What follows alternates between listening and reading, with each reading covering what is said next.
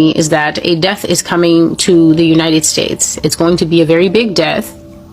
It's going to be a death that, whether you think you're going to be unaffected by this death, you are mistaken. This death is going to be so big that it's going to affect the nation. It's going to affect the entire country. Now, the person that I believe we're talking about, because I've prophesied this death here many times, and in 2025, I prophesied this death several times since the middle of the year, when God was saying that President Donald Trump is nearing the end of his assignment. Another prophecy says that MAGA has captured you. MAGA has done its assignment. What was the assignment of MAGA? The assignment of President Donald Trump in particular, and MAGA in general, Make America Great Again, has been to rush America into the beast system. That is the assignment. MAGA has accomplished in only 1 year, changing the entire face of a democratic United States. MAGA has been the means by which the president has justified breaking the rule of law, ignoring the legal system, ignoring Congress, and just running a one-man show by saying that he will make America great again, and by relying on the never-ending acceptance of his voter base. The president has been able to accomplish what truly, if you're a student of politics, if you're a student of history, I don't claim to be an expert in any of those things, but to those of you who went to school specifically to study this stuff, those of you who have read the books, those of you who have written the books, you have to admit that the transformation of America in only 10 months, 11 months has been nothing short of phenomenal. The word phenomenal doesn't necessarily have to it doesn't necessarily have to refer to something that is positive, like, oh, that was a phenomenal dinner, oh, that was a phenomenal event. You have to say that it is phenomenal for the administration of a country to host a ball on the eve of its decision to starve the people. That's phenomenal. That is world-class capitalism. In your face. This is the kind of thing that if Charles Dickens were alive today, America, he would be writing late into the night, penning his latest and possibly greatest novel, because that man's entire life was devoted to examining the wide divide between the rich and the poor, the have and the have-nots in his day. And if Charles Dickens were alive today in the United States, he would not be writing about Tom Sawyer. He would be writing his greatest opus yet, to examine how it is that the leadership that the people overwhelmingly voted for has become so distanced and divorced from the people in less than a Gregorian calendar year. That takes some doing. That is marvelous work. If you are a student of history, if you're in France, if you're in anywhere else observing America, I know that your blog is on fire, because every day you wake up, the leadership of the United States is giving you something to work with. And so what God is showing is that America is about to have a death, and he says that death is going to preface an authoritarian regime. To preface something is to be a precursor to something. It's the previews when you go to the movies and they tell you this summer, and then they show you about 3 to 5 movies that are coming, 3 to 5 movies that are basically almost in production, or they're about 3 months out from being in the can, and then they will come to the big screen. So you get to sit there watching and deciding, oh, it's going to be an awesome winter because I want to watch that and I want to watch that. That's what the preface is. Even when you read a book, the preface is the little bit that they will put after the introduction and whatever. That preface is just a little bit that they write where you kind of get an idea of what kind of scene is going to be set in the book, what kind of book it's going to be, what general direction this book is going to lean into. It kind of paints a starting picture. And God says that this death that is coming is going to preface an authoritarian regime. This is what he said to me. He also said that America is not yet an authoritarian regime. And I have to say that I'm very glad that God has come to the forefront and clear up something that I've been thinking. Because if you watch the average American freaking out right now as the president is merely testing the bounds of his power, That's exactly what it's like. It's like when you go to the shelter and you get an animal, you get yourself a puppy or you get yourself a full-grown dog. If you decide you want to rehome a full-grown dog and you bring it home, that dog is going to spend much of the first day investigating. If you live in an apartment, that dog is going to be moving from room to room, looking around. Why? Because the dog wants to orient himself with where he is. If you have a yard, even better. The dog is going to be at times standing next to you because this is a new environment, but at times he's simply going to break away and leave you because he thinks he sees a rabbit. He thought he smelled a chicken. Is that a chipmunk over there? You guys have chipmunks? Because we didn't have this at the dog home. He's going to dart away and then come back to you. Dart away and come back to you. And that's what's been happening for at least this first year of the administration. The president will say he will not do something, and then he will do it. And then the court mechanism will swing into action with Congress at the back going, hey, you didn't ask us. And then the courts are going to come back with some lopsided porridge nonsense of a decision and agree with him. And then the thing that he did is going to stay. Conversely, he's going to say he won't do something, and then he does it. And then Congress will go, hey, and then the courts will come back with some twister of a decision and agree with him. And the few times that they come back and say, hey, you can't do that, he makes absolutely no effort to rectify the thing. Then Americans say, we're in fascism. Americans say, no, we've become a dictatorship. No, you haven't become a dictatorship. The only people who are experiencing dictatorial effects, for instance, are the people that ICE has taken, are the people that were illegally, the whole building was arrested without warrants. So all of a sudden you just come to a building and you arrest all bodies in the building, including the children. You haven't articulated any reasonable cause or probable cause for why you need to arrest the whole building. You just descend on the building, dropping out of the Black Hawks or whatever they took there, running out of the tanks, arrest an entire group of citizens, non-citizens, whatever you can find, zip tie them, put them into the back of the budget rental trucks. To those of you outside the country, if you're moving in America, you can rent a U-Haul, you can rent a budget truck, and you can put your own things in it and drive to another city and then park the car at whatever other offices that they have. You don't need to get a mover. If you can afford a mover, you get a mover. Some people, some families just move themselves.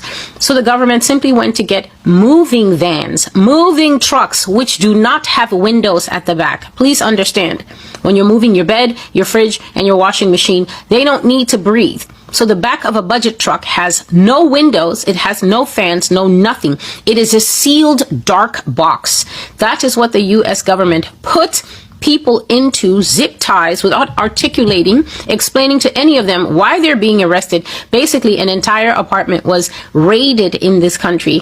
But I said that in 2020, and that is only a 2019 dream I made in 2020 when I first started my ministry. It was one of the earliest videos that I made, that I said that I saw the government come and raid an entire apartment building, and all of us were in the building waiting to get swarmed. We had a feeling that something was going to happen, and then they just came to every door, move, move, move, hitting doors and everything, and they took everyone in the building without resistance. And I said that it was army people. I saw them in camo, and that is exactly what happened in Chicago 5 years later after I made that prophecy. And so God says that the death that's coming to America is a preface to an authoritarian regime. We are not yet in an authoritarian regime. We are in the time period where power is being tested. And we have to be honest that that power is being tested to magnificent success. Every time an abuse of power is tested in the United States by the current administration, it is successful. You may be upset about it as well. You have the right to be as a citizen, but that doesn't change the fact that the contest to power has been thus far successful and is likely to continue to accelerate in that same direction. So God gave a prophecy, I think it would be June or July, somewhere there, where I was trying to go through as many as possible, and God says that MAGA has already captured you, America. MAGA has already done the work of destroying the rule of law. MAGA has already done, MAGA as a mantra, I guess, as a motto, as a blueprint, as an agenda, has already done the work of destroying the rule of law. It's already done the work of trampling on civil rights and constitutional rights.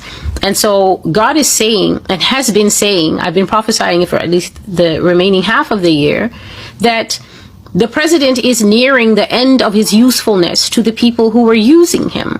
So Americans, a certain segment of Americans, strongly believe that this man is his own man. They believe that he's a self-made man. They believe in some kind of paranoid delusion that he is God's man, that he is God's will for the nation, which always underwrites what I say here on this blog, that asking the average American who God is just a mixed match. You never know what they're going to tell you. They're going to tell you something whereby God, quote fingers, is synonymous with their ideals, their values, what they think. God strongly matches the inner temperature of the average person that you'll be asking. Very few people in this country actually see God as different from themselves, as opposite to themselves, as someone higher than themselves, somebody that they don't really have the right to question and jack up and say, well, why are you doing this? If you're God, then why don't you do that? And so God has a very active role in politics in America because that's what he is assigned in people's brains. And so the people who voted for the current president strongly believe that he is God's choice. A lot of them were lied to by liars who told them that God directly told them that President Donald Trump is his will for America and is his choice. And so they went very confidently to the polls, because why won't you vote confidently if somebody told you that God told them? That's how it works. You don't need to test anything in that. You don't need to use your eyeballs and look at the character of the person that you're voting for. You just need to march at the polls, because the spiritual authorities that you claim are authorities have told you that God told them. But you were scammed. You were highly scammed. You were scammed with the scam of a century, and you are now eating the rocks and the stones that go along with that. Likewise, the people who didn't think anything like that are also eating the rocks and the stones that go along with that. And so Yah has been saying that MAGA has completed what it was created to do. And therefore, the usefulness of the president is waning in the eyes of those to whom he is contracted. For he is indeed a man under a contract. Yesterday, by the grace of God, before I ever knew that I would get these dreams, I was going through my prophecies, and the one that I settled on and really enjoyed was the Kennedy connection. That was a video that I made maybe, I think, at the very beginning of October. So it's not even 2 months old. I was listening to the thing. I was cleaning. I was doing what I was doing. I really enjoyed that video. I really enjoyed the way that the Holy Spirit taught on that video. I was listening. I was learning from my own self. And I was listening to God's perspective on what leadership is in America, how easily co-opted it is. It is so easy to buy out an American leader. First of all, you're the one who's breeding them from childhood. You're the one who's picking among them and deciding you're going to be the 41st president. You're going to be the 44th president. Imagine black people having to deal with the fact that even Obama is a staged stooge among the presidents. Imagine cheering for what you think is a magnificent breakthrough of so-called melanin, only to find that Obama has blood ties running in him, along with all the other white people that you thought he became a maverick over. The thing is pathetic. The thing is painful if you actually stay joined to it. The only way to become just apathetic to it, like, okay, so what, is when you decouple from America. But it's very hard telling Americans to decouple from America, because their insistence is, Celestial, if I decouple from America, then what? Why are you asking me then what? Then nothing. Then you've decoupled from America. You go somewhere else and you build a new life. What are you, a rock, a brick? Are you connected to a building that you can't disconnect yourself and move and start over? These are high possibilities. Older people than you are doing it. All the people who have retirement money, decent retirement money, are sitting. I sent my mother a clip from TikTok just for her to see. I said, Mama, look at all these people sitting at the top of high rises while experts tell them. We're going to go over the general information, and then after that, we're going to have experts moving among you to match you with where you think will work for you. And then the guy said, if you're not sure about where you want to go, think about where you don't want to go, and then we can cross that off the list so at least we know what we're working with. Right now in this country, and almost everybody in that room had white hair. Can you imagine? This is all the older people with disposable income. All the real estate people are saying, of my sellers, between 80 and 90% of my home sellers are moving out of the country. So what are these people doing? These people are pulling their wealth and equity out of the market before the rush, because events are coming that are absolutely going to create a rush. And when they create that rush, the value of everything else will go down, and that's because everybody will be trying to cash in their chips in the casino at the same time. Wise people are pulling it out now, and they're leaving because they can see that MAGA has completed its assignment. But God says that this death is going to preface an authoritarian regime. So we're not yet in the authoritarian regime. No matter the panic and you guys, he's a fascist and we're in fascism. No, you're not, because you still are able to make videos and nobody's kicked down the door with the black motorcycle helmet and the black uniform to cart you off to a prison whereby they will pull your fingernails out one by one and ask you, who are you working for? When they know you're not working for anybody. They just want to pull your fingernails out just to pull them. It can't be fascism unless you have all the facets. So God is saying that this is a preface. The death will preface the rise of the real authoritarian regime. America is not yet an authoritarian regime. The struggle is yet ongoing between the death of a republic and the rise of a dictatorship. So America is dying then. America, the Democratic Republic. The one that you know, the one that you were raised in, the one that you pledged allegiance to the flag and everything. That republic is dying, struggling for its life, the kicks of a dying horse. That's why you still get political challenges today. That's why you still get people trying to have lawsuits against ICE today. But the dictatorship, Yah says, is rising. America shall be, on the face of it, a republic that is known by other nations of the world as she has always been known. So God says, when you look at America on the face of it, people who have always known America to be land of the free, home of the brave, champion of democracy, those who still believe that shtick, right? They're going to look and they will still see the same old America. They will still see the same old Statue of Liberty. They're going to see everything that they're used to seeing. But God says on her operational face, this means when you get down to the brass tacks of how the country is actually going to run, her system of laws, the way that society will be run, and her security forces, especially the army and that branch that has day-to-day interaction with the citizens, the police. God says all these things, the system of laws, the military, especially the army and the cops, as well as the security forces and how the society runs. God says that all these things are going to change to a military interface that leaves the people of America with little to no room to participate. So we're going into, I guess, what people always call martial law. We're going to go into a military-run state that does not require any feedback from you. And then people get upset when they will come to the Master's Voice, and I will say that you have come to the Master's Voice to listen. Here on the Master's Voice, it's not just that you're listening to Celestial. You are listening to Celestial tell you what God is saying. And God doesn't need his opinion to be run through a survey of, do you like it? Are you comfortable with it? Do you believe it? Does it feel good? Is your discernment going off? God is speaking, and that means that we, as the audience that God intends his words to come to, are listening. That's all we're doing. We are listening. We are in the passive role. God isn't asking us what we think about the fact that a war is coming. God isn't asking us what we think about the fact that we should have gotten passports by now. God isn't asking us what we think about the fact that we're going to have an authoritarian government that is one day going to be pulling citizens from their bed in whatever it is that they're wearing and telling them you are guilty of sedition. You are guilty of preaching on the internet. You are guilty of anti-statism. You are guilty of being an enemy of the state.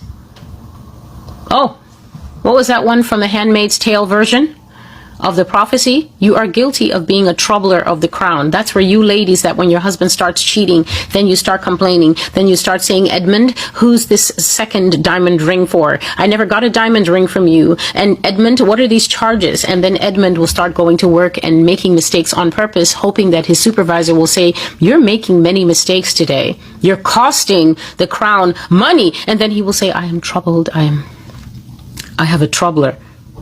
And then his boss will say, speak on. And then he will tell his boss that you're bothering him without mentioning that he's sleeping with someone else. And then they will come and get you in your bathrobe, and you will be wearing that little linen garb that I mentioned in that prophecy that I'm describing, whose name escapes me at the moment. You will face a trial as a troubler of the crown for simply telling a cheating man that you are indeed, good sir, a cheating man. God is not really asking us how we feel about that.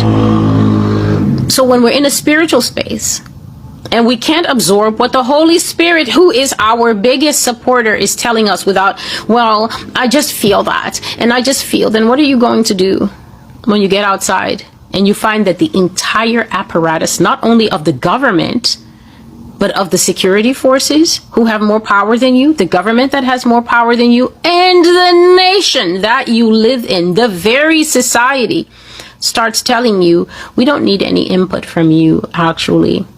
We're now operating in a way that doesn't require any citizen feedback.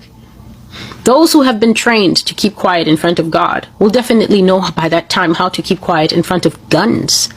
But those who have not been trained will begin to speak, and then we will be seeing them in the public executions that are meant to train us in case we get ideas.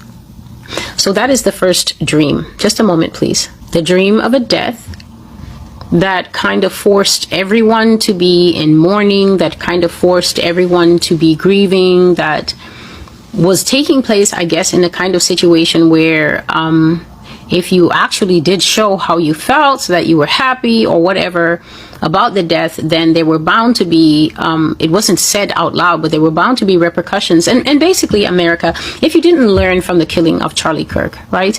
If you didn't learn from a white man being shot in public, and how anyone who expressed glee, anyone who expressed apathy, basically anyone who was unwise enough to get on the internet and say, what does this have to do with me as a person of color, that this man was constantly attacking and constantly saying that we're second-class citizens with questionable mental abilities, that we were better off during the time of slavery because we had lower crime during slavery. And so it was a time that, yes, there were a few atrocities, but generally blacks were better off. If you didn't learn from the loss of jobs, the loss of social status, the canceling that took place to anyone, that happened to anyone, the strong backlash that happened to anyone who spoke against America's latest marcher, then obviously you will not be able to understand this dream and where God is basically telling us that we are going. We are going to a time where those who are trained to keep their emotions and their feelings inside them, where actually emotions and feelings belong in times of danger, will be just fine. If you didn't learn from that situation that you can get real world consequences, that is something tangible, by expressing something intangible, which is just your feelings and your opinions, then you should know that this is going to be an even bigger test, and many people are going to fail it. The dream that I had next was that I dreamt that people were fully accusing me. The dream was full of accusations against me, and there were so many angry people that kept gathering around me. I was sitting at a big desk. I was seated at a very big desk, and I was writing in a notebook, and there was a lamp next to me. So it was a lamp burning, and I was sitting in this chair writing in a notebook at a very high desk. And then people began to gather at this desk, and they only had one type of question to ask. accusing question, angry question, you'll see what happens to you questions. So here are the questions that they were asking. These are just the ones that I remember. Why are you doing this? Who sent you to do this? What are you getting from this? Why are you lying like this? Who are you? What is this going to do for you in the end? And then it turned to statements. God will judge you for doing this. This is wickedness. You have no proof of this. You will see what will happen to you. And so these people, they would say these questions, and then more people would come and they would look with interest for a while, and then they would inevitably join the crowd. Who are you? What are you getting from this? These are lies. It's not true. Nobody told you to say this. What is this doing for you? What is the end result of this? Why would God say such things? I don't think that this is from God. They kept doing it, but as they were doing it, their anger was rising so much, especially because I wasn't paying attention to them. I was so busy writing in this book, and what I was doing is I was just writing things. That's exactly how I put it. I was writing things. And as soon as I came to the end of a thing, there was a seal stamp next to me. I would press the seal stamp carefully in the ink, and then I would put it at the bottom of the page, and then I would write underneath it the date. The date that I finished writing, whatever it is, the thing that I was writing, I inked a seal stamp, and then I put it at the bottom of the page, and then underneath I wrote the date. And then I would turn to a fresh page and I would start writing on it in the light of my lamp. So as these people were getting angry and angry and angrier, some of them actually reached out to try and attempt to tear pages out of the book that I was writing in. But I can't explain to you exactly what happened. I know that I saw them reach out and try to tear the pages out of the book. I know that they were grabbing. A lot of them were grabbing at the pages. However, I didn't see them touching me. I didn't see them touching the pages. And then eventually what happened was the desk began to grow and grow and grow. The legs of the desk and the legs of the chair that I was sitting in began to grow and grow and grow higher and higher and higher until those people were left way down at the bottom, still angry, and they were still trying to reach out. This is so strange. So I'm being lifted out of their reach. The paper is being lifted out of their reach. The entire process whereby I'm capturing the Lord's words and putting them down is being lifted out of their reach, but they were still at the bottom, furious, and still making this swiping motion just as if I'm sitting at this level and I'm holding one of my notebooks and someone wants to reach over my shoulder and tear a page out of the notebook, or maybe take the entire notebook. They were still down at the bottom making those movements, and they could not see that while they were enraged and gnashing their teeth in anger over the things I was writing down, I, sitting up there, continued to write down each thing, ink the stamp it with the seal, and then put the date underneath it. I want to let you know that until I finish the last one, there is no word from the mouth of a man or a woman born of a woman, not of a trans, that will change anything that I'm speaking about here. I want to let you know that the purpose for which God has called me does not only involve America. The fact that Americans, by and large, not all of us, but too large a contingent to not be able to group the entire nation. If there were less people who are of this contingent, there's absolutely no way, following biblical patterns, that we in this country would be judged. It's absolutely impossible. It could never, ever, believe me when I say it could never, ever happen that this nation could be judged as a collective if it had enough people in it that knew God, that honored God, that pleased God, and that conduct themselves in ways that would bring God's favor, God's blessing, and not God's wrath. So the fact that people think when they come here that I'm someone for them to abuse, that I'm someone for them to speak to any old street I never had parents to teach me better type of way, speaks directly to the formulation of the type of nation that ends up with a Revelation 18 judgment. And I want to let you know, to those of you who come with the curses, with the this will happen to you, the words of your mouth are going to fully prosper directly back to you. Every single thing that you say, be it unto you as you have spoken. According to Genesis chapter 12 and verse 3, To those of you who don't read your Bible, to those of you who think that the Old Testament is not for today, and to those so unwise as to think that God would pluck me out of my everyday life and send me here without giving me the Bible verses required for me to protect his work, to protect myself. Every word from your mouth, according to Genesis 12 and verse 3. I didn't put that verse in the Bible. The Lord did. The Lord is also the one who said, do not touch my prophets. Don't do my anointed. Don't harm my anointed, and don't touch my prophets. The Lord is the one who put such provisions in the Bible. So that means that when it comes time for the Lord to act upon such things as he has put in the Bible, no one can come back to me and say, oh, no, she said this and she spoke evil over us. I have spoken nothing to you but the truth of God's word. I have spoken nothing to you but the Bible that your pastors have neglected to teach you. Time after time, hour after hour, day after day, year after year, I have sat here opening Bible verses that some of you have admitted in your heart, I've always read this thing and I've never understood. I've never understood until today, Celestial, because you touched on it. There are people who come here who are so thankful. They hear the prophecy, but they say, the Spirit of the Lord moved you, Celestial. There was a question in my heart for a month, for 3 months, for a year. You moved off the prophecy for just a bit. You took a loop. You explained that thing that has troubled me for years, and then you came back to the prophecy. That is how the way of the Lord is. But to a people used to eating pig slop and from the cow's trough, they will see all these things that the Lord does here before your eyes as witnesses, as an offense. And so I want to let you know that every single thing that the Lord has given me to speak, it is outside of your control. It is outside of my control. It is firmly in Yah's control. Every word spoken, it will glorify him and only him. It will never glorify myself, for his words are his own glory. The glory I receive is the reflective glory. As the sun shines upon us and a part of our cheek lights up, that is what is upon me because of my closeness to the Heavenly Father, because he allows me near him to hear these words that people disrespect so greatly.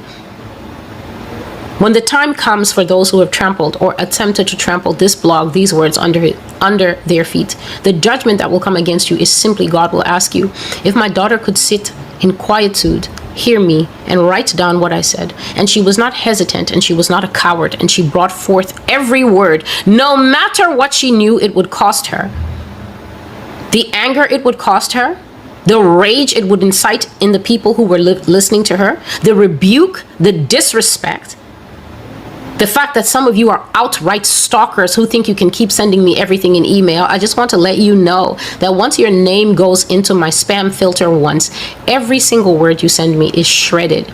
And I'm not speaking to everyone, so don't worry if you've sent me an email and that email is not answered. The people I'm speaking to know. They think that they can insist their way into getting a reply from me. So they're on their 6th, 7th, 9th, and in some cases 50th and 100th email. Every word that you have ever written over the past months, over the past years, has gone directly into the shredder. I have a 1-hour timer on my shredder. So I fully invite you to keep writing, because I want you to know from me to you that every time you sit down and you craft these letters, the only person who reads them is my trash bin. So please keep sending more. This person you see sitting here will be what God uses to judge some of you, because he will simply ask you if she could sit quietly and write what I told her and not question it and bring her face out in the public to speak it. What made you too good to sit quietly and also listen to it? Why could she listen and you not listen? And that will be the entirety of what you will never be able to answer. You will never be able to answer him for why you did that. Some of you. That is all this dream is saying. The things that I write down are out of your reach. They're out of my reach. And I don't even have to worry about them being in my reach, for why would I exalt myself to tear them down? Who am I as flesh and blood? That is the question that millions of people will answer at the end of times, when you are told the word of the Lord was in the earth, it was active. What did you do with it? That was the end of that dream. I was sitting at the desk, sealing things, sealing the words that I was receiving, and then after I put the date on each one, I would turn to a fresh page to start writing a new thing.